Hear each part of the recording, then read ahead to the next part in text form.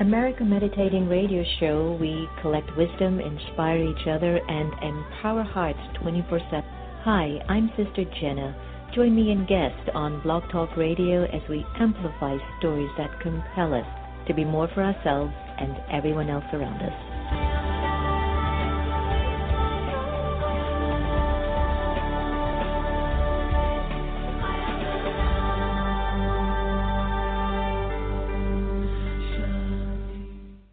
I was 11 years old at my first national championship. I fell I don't know how many times. Michelle Kwan is the most decorated figure skater in U.S. history. But I had a dream. My dream came true because I dedicated myself. Dedication made Michelle Kwan a champion. I was passionate about something, and I made sure that I worked hard for it. And dedication can make your dreams a reality. Whatever your dream and goals are, they can come true. Dedication. Pass it on from the Foundation for a Better Life at values.com. Take a break. Breathe. Why don't you visit the Peace Village Learning and Retreat Center, 518-589-5000. Are you in need of a tech service company that's going to deliver the best solutions for your business? Then Attronica is your solutions headquarters. Here we specialize in your individual needs to make sure your business shines. For more information, please call 301-417-0070 or visit us at our website at attronica.net. Attronica, where we deliver for you. Hi, I'm Angela Peabody of Global Woman Peace Foundation, and I listen to America's Meditating Radio Show. I'm Ivy Hilton, and you are listening to America Meditating Radio Show. Hi, everyone, and welcome to America Meditating Radio. I'm your host, Sister Jenna, and we're broadcasting from the beautiful Meditation Museum in the nation's capital. You might have heard we had a little vandalism here the other day, and I was sharing with a friend of mine over the air that there's been like this interesting just vibe. You know, sometimes you just feel there's a vibe, and you just have to work your way through it because you're not sure if the vibe is coming from inside of you or is it the vibe of something outside of you. But in a heart-to-heart conversation with one of my friends, you know, she was saying there are two things. You're intuitive by nature anyway because you're Pisces, and you know that anything that happens to you is happening for you and there's benefit. Beautiful. And the second thing was sometimes we're being called to strengthen a deeper, more subtle space of power within the soul. And that's what I felt like. I felt I was being called to subtly amplify a strength within the spirit that is so much needed at this time, especially more than ever before. We love that you join us on a regular basis, and we do our best to remain as true and pure and simple as we possibly can because Hollywood and everything has got a lot of all that good stuff for you. But, hey, if you just want content and if you really just are looking for something real and true, I know why you've joined us on the air.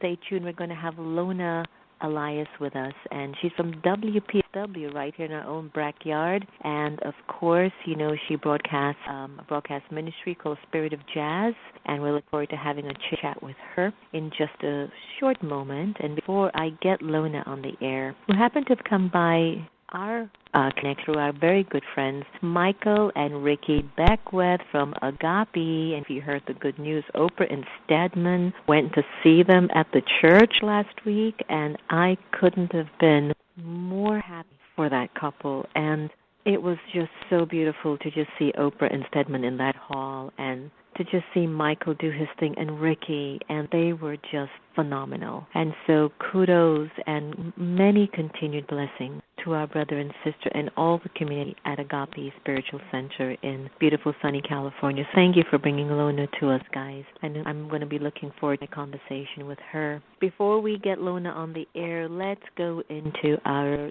zone, our moment of reflection and our own spiritual connectivity, and rise our awareness so that it can match the sound of God. Breathe in deeply and relax.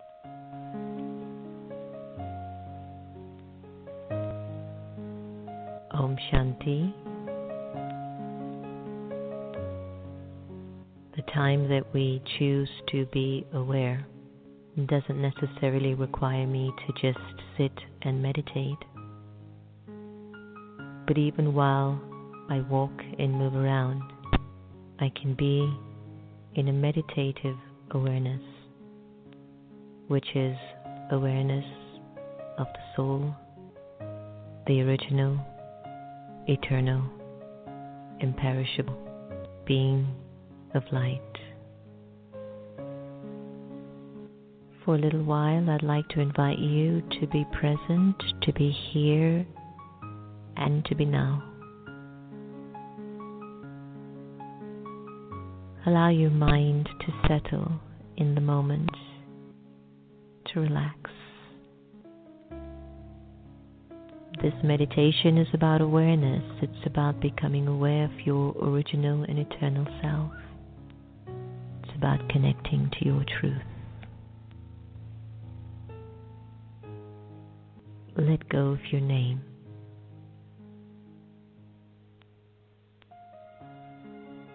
And observe yourself feeling nameless.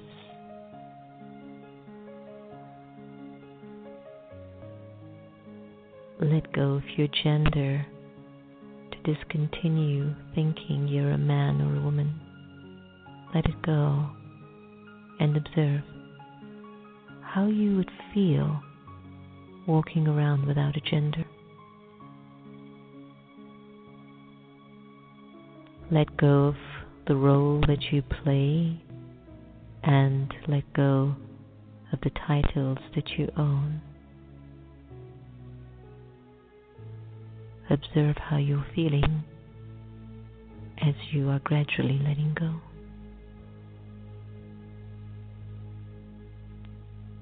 Let go of your religion and put it aside just for now.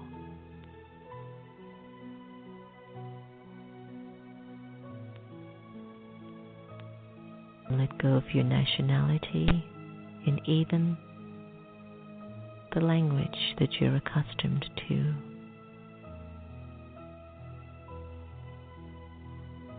Imagine you have no name, gender, role, title, religion, nationality, or even a language.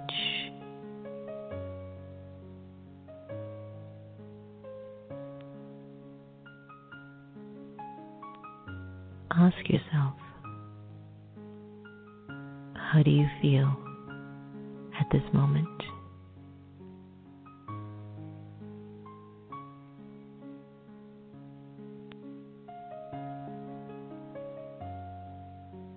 And in this feeling, who would think of you and who would you think of?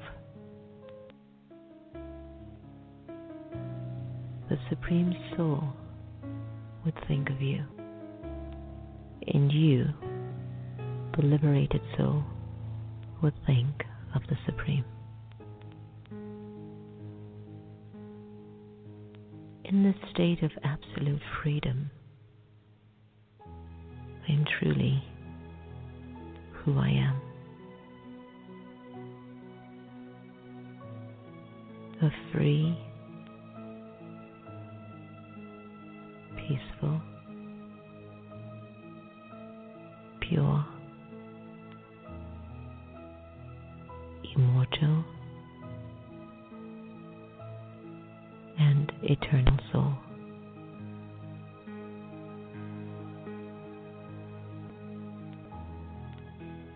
Allow yourself to just be absorbed in this awareness.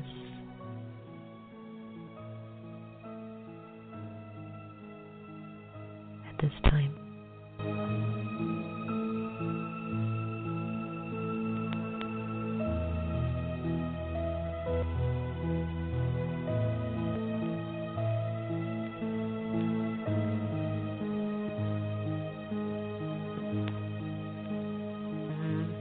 welcome back. From my Off the Grid Into the Heart meditation CD, I hope you enjoy it. It's one of my favorite tracks, actually.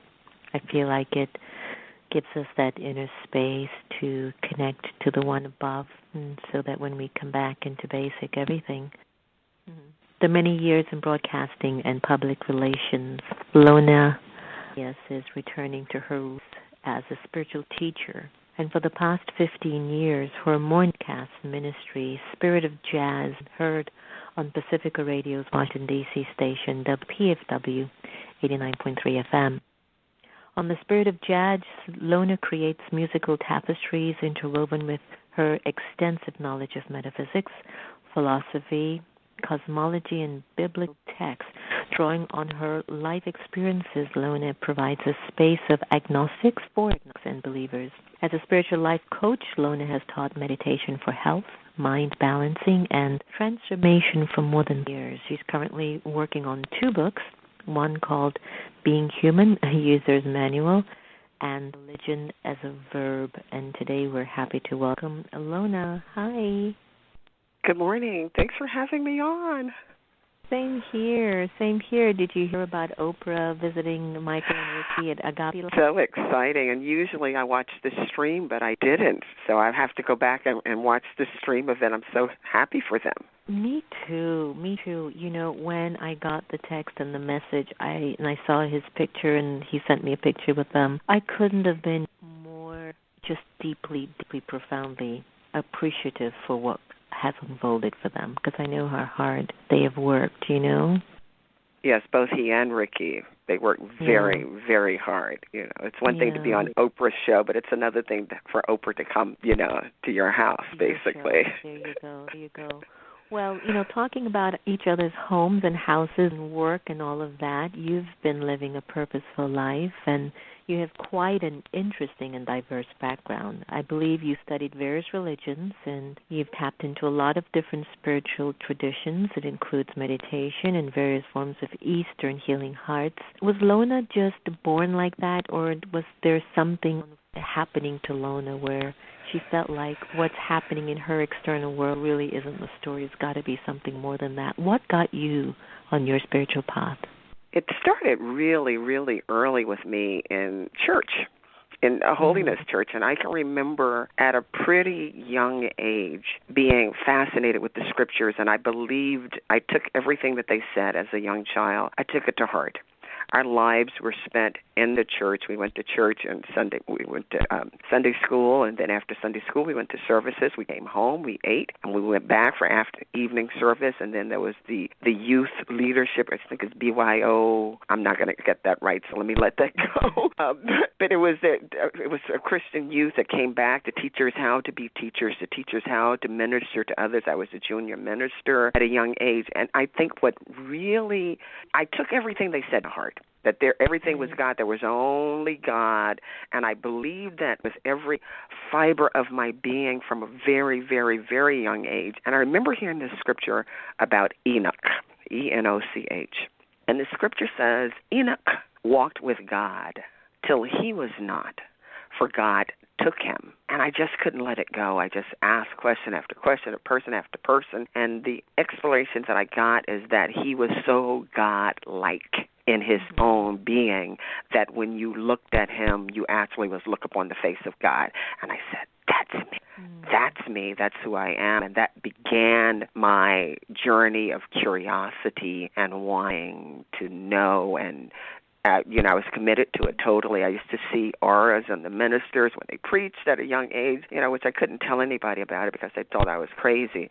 I think it was in me that got awakened through, the early holiness church where people spoke in tongues and, shouted and a joyful noise unto the Lord.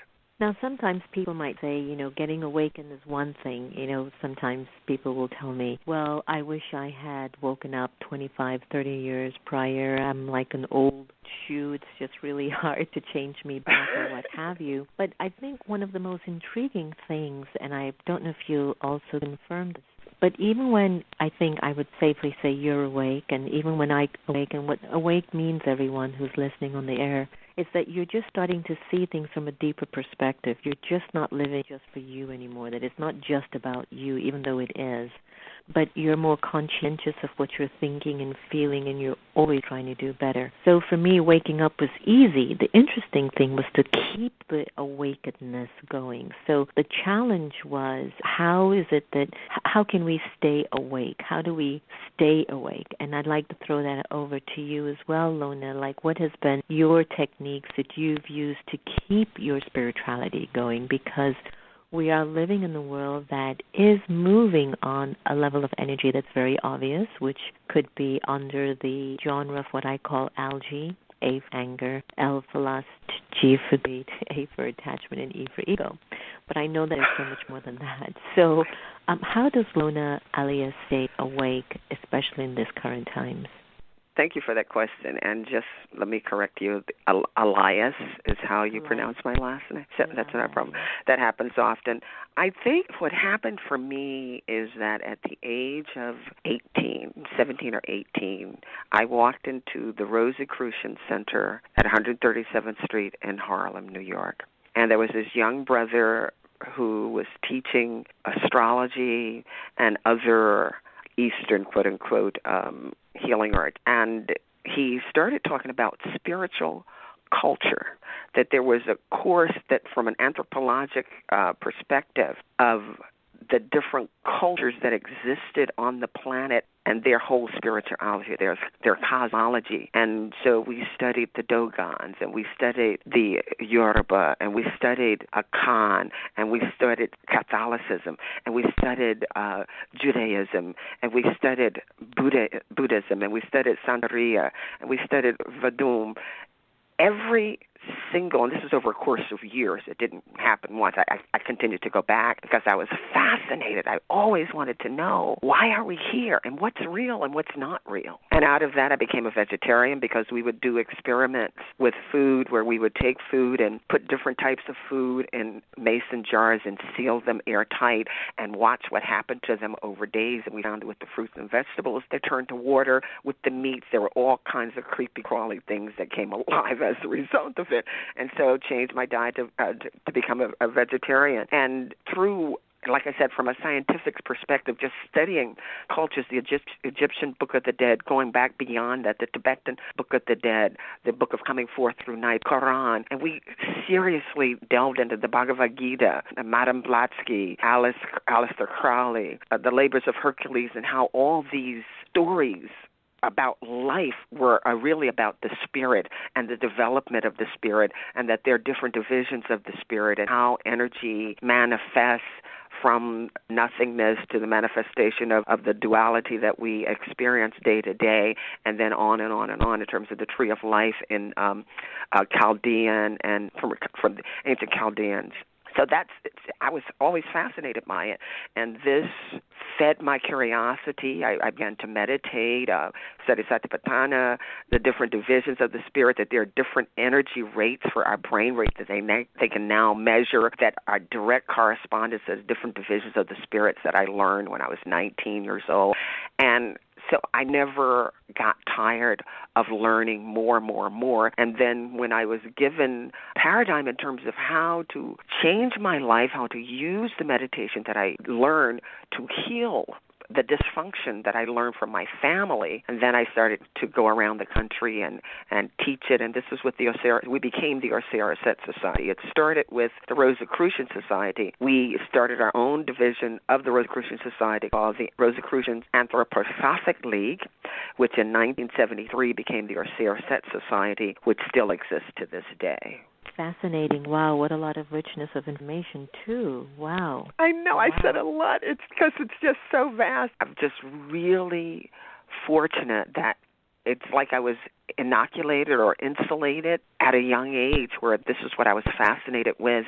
And because of that, there was a vehicle through which for me to learn all of this information. And then after I learned it, then I would go around the country because other people are hungry because they know that there's more to life than what we can see with our eyes. I know. And you know what amazes me is that I find myself getting distracted with technology. But I know that I'm so much more than this technology.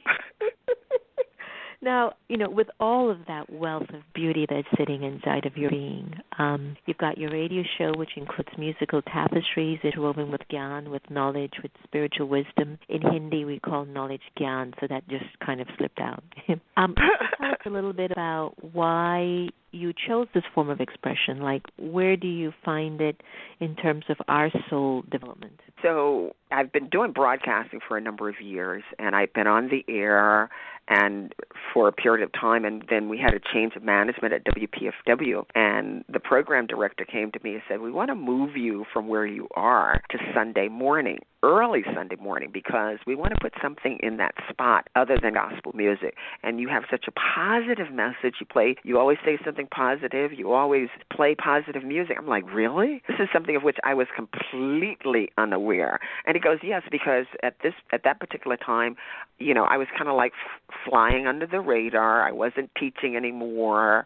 My meditation practices and my spiritual culture practices were something that I did with myself and my family and my small circles of friends. It wasn't anything that I talked about it or shared anything. So it was surprising to me that he would say that to me. So I said, okay, well, whatever it is going to be, we need to have a spirit. That needs to be part of the name. And then it was like, well, how about of jazz? I said, okay, but I'm not just going to play jazz. I want to play all different kinds of music, because spirit, as it's been revealed to me, is not a respecter of music. So don't just connect with the spirit through gospel music. You don't just connect with the spirit through hymns and things of that nature, but the spirit can use any song and any music. And so that's what I do. That's what was revealed to me to do. And I interview people like Dr. Joe Dispenza, who, because one of the things that I like to do is create a space where everybody can fit in, where I can take the scriptures, and those that are listening that are not into the scripture, not into scriptures, I can explain that scripture in a way that it's just plain common sense in terms of talking about the archetypical personality traits that we all have, and so thereby create a space where everybody can come and get a meal. A spiritual meal. Everybody can be nourished. Those that are into the tradition, Judeo-Christianity, can get nourished. Those who are into metaphysical science can also, and those that are just into philosophy and even the science of it, to integrate all of that. And it seemed important to me to do that at the time, because it seems to me that that's what the earth needs. We need everybody to come together. We just need to come together. Yeah, that's so true. That's so true. How beautiful is that, though? And I really believe that just that tapestry of music, wisdom, and everything involved, it can touch us at deeper levels than just what we might hear on, something just very simple and basic. I think it's very useful. Talk about the millennials, the university students, this generation that's up and coming. Do you think they're spiritually wired?